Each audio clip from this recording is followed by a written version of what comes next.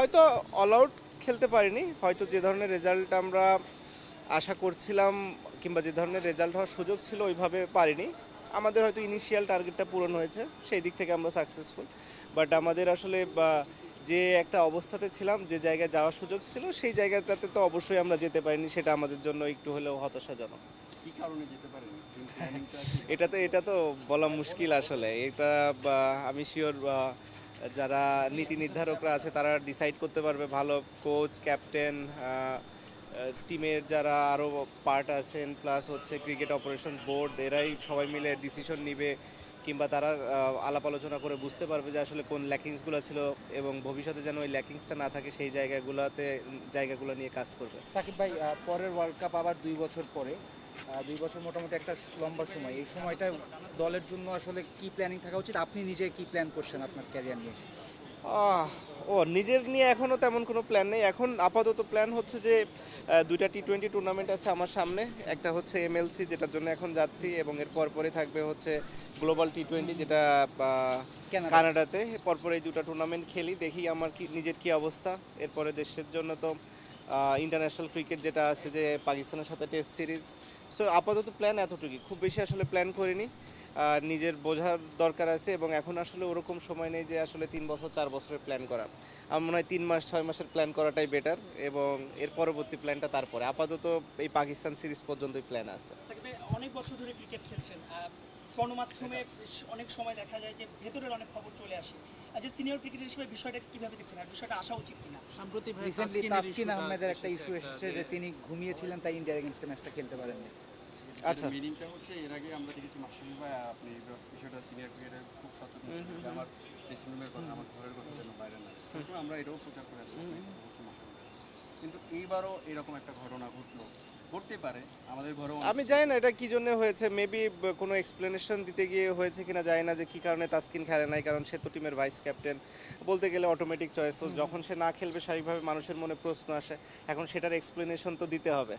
এখন সে কারণে বলেছে কিনা, যেই বলেছে আমি সেটা তো বলতে পারবো না। আপনি কি জানেন ওই দিনে কি ঘটেছিল? তাসকিন কি রাইট হয়েছিল, বা তাসকিনকে আগের দিন বলা হয়েছিল না, আসলে যেটা হয়েছিল যে টিমের বাস তো একটা সময়ে ছাড়ে, আর এটা আসলে ক্রিকেটের আমরা যারা প্লেয়ার আছি তাদের একটা রুলসই, নর্মালি বাস কখনোই ওয়েট করে না। যদি কেউ এরকম কখনো মিস করে, তারা হয়তো পরের গাড়ি নিয়ে আসে, কিংবা ম্যানেজারের গাড়ি থাকে, অথবা ট্যাক্সি থাকে, কিংবা থাকে। ওয়েস্ট ইন্ডিজ যেহেতু একটা ডিফিকাল্ট জায়গা, ওখানে আসলে এই ট্রান্সপোর্টেশনের সাপোর্টটা অনেক ডিফিকাল্ট ছিল।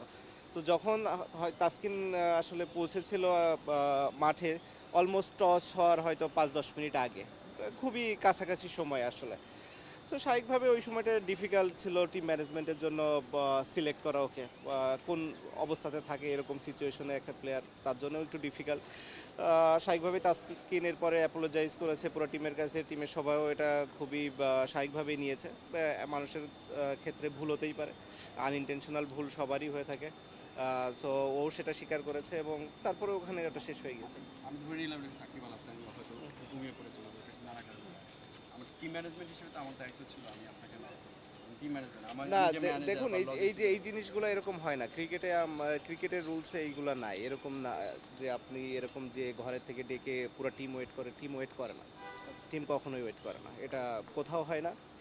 আমরা যখন এজ লেভেল থেকে খেলা আসছি, আমি এমনও মনে আছে যে আমাদের এমনও হয়েছে যে প্লেয়ার পিছিয়ে দৌড়াচ্ছে, কিন্তু বাসের দরজা লেগে গেছে, বাস চলে যাচ্ছে। সো বাস কখনো থামে না টিমের, অন্য একজনের জন্য পুরো দল থেমে থাকে না আসলে।